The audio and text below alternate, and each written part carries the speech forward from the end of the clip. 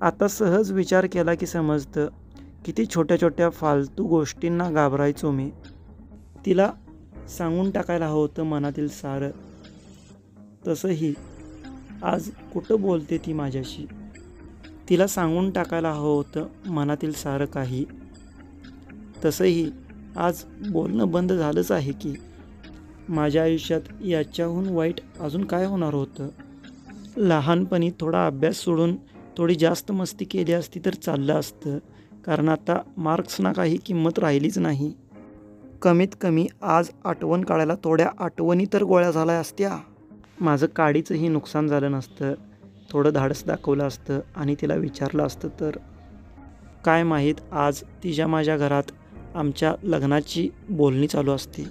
खूप घाबरायचो ना मी, फेल होईन म्हणून, कोणीतरी रिजेक्ट करेल म्हणून.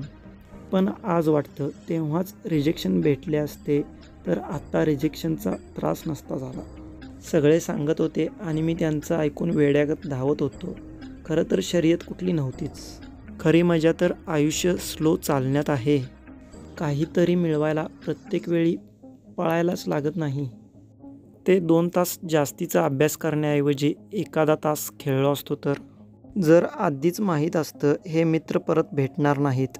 लहानपणी सायन्समध्ये टीचर्स रोबोट्सबद्दल शिकवायचे, पण तेव्हा त्यांनी सांगायचं विसरले की तुम्हाला पुढे जाऊन रोबोटच बनायचं आहे. लाईफ सेट फक्त 12वीपर्यंतच असणार आहे. नंतर पुढे जाऊन तुम्ही गाडीचा हॉर्न बनणार आहात. कोणी पण येणार आणि वाजवून जाणार.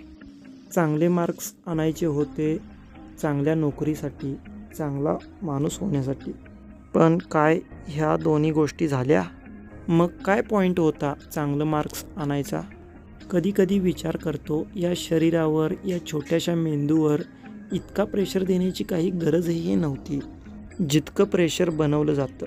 सगळेच काही ना काही करून दाखवतात, भले मार्क्स कमी पडोत किंवा जास्ती. तर मग आता ऐका तुम्ही, हो ज्यांचे आत्ता रिझल्ट लागत आहेत तेच. हे वाचा आणि बिनधास्त राहा. पुढे जाऊन कशाचाच पश्चाताप नसला पाहिजे. त्यांना बोलून टाका मनातलं सारं, कारण पुढे जाऊन बोलणं तर बंद होणारच आहे. मी सांगतोय ना, आता हृदयाचे दरवाजे उघडू शकतात. मग उघडण्याचा प्रयत्न तरी करा ना.